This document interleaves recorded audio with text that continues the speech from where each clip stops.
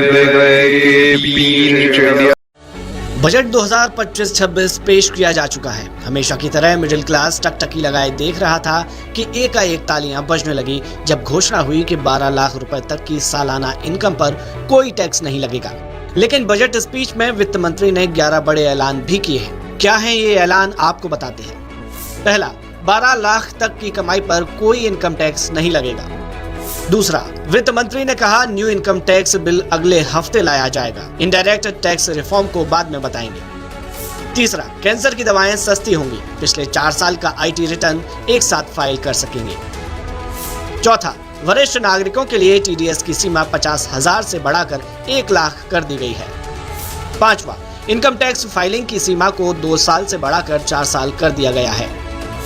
छठवां, अगले साल मसूर, तुअर जैसी दालों की पैदावार बढ़ाने के लिए फोकस रहेगा। सातवां, किसान क्रेडिट कार्ड पर कर्ज की लिमिट 3 लाख से बढ़ाकर 5 लाख होगी। आठवां, बिहार में मखाना बोर्ड बनेगा। इससे छोटे किसानों और व्यापारियों को फायदा होगा।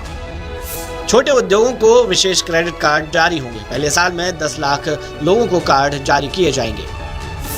10वां, एमएसएमई के लिए लोन गारंटी कवर 5 करोड़ से बढ़ाकर 10 करोड़ तक का कर दिया गया है। 1.5 लाख करोड़ तक का कर्ज मिल सकेगा।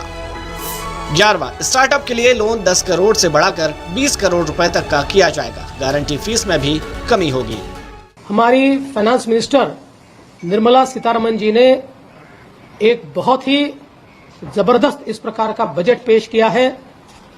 विशेष रूप से इसको हमारे मध्यम वर्ग के लिए ड्रीम बजट कहा जा सकता है। ऐसा बजट उन्होंने पेश किया है, इसलिए मैं उन्हें बहुत बहुत बधाई देता हूं। विशेष रूप से इनकम टैक्स का एग्जम्पशन स्लैब जिस प्रकार से परिवर्तित किया गया है और 12 लाख रुपए तक कोई इनकम टैक्स नहीं लगेगा, ये जो घोषणा है ये निश्चित रूप से एक मील का पत्थर भारत की अर्थव्यवस्था के इतिहास में साबित होगा। 7 लाख से सीधा 12 लाख का जंप। और मैं बता देना चाहता हूं कि 2014 में मोदी सरकार ने ही 2.5 लाख तक एग्जम्पशन लिमिट लेकर वो गए थे।